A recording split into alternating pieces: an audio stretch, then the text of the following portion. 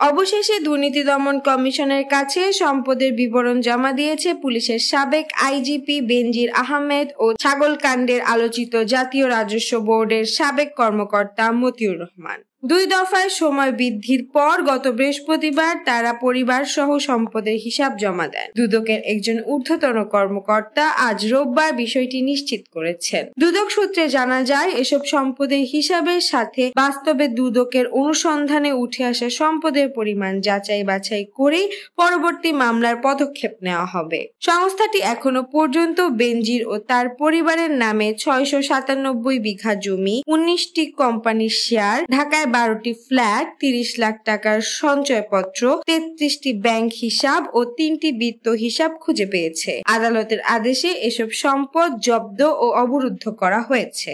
এদিকে মতিউর ও তার স্বজনদের নামে অন্তত 65 বিঘা জমি, 8টি ফ্ল্যাট, 2টি রিসোর্ট ও পিকনিক স্পট এবং 3টি শিল্প প্রতিষ্ঠানের তথ্য পেয়েছে দুদক।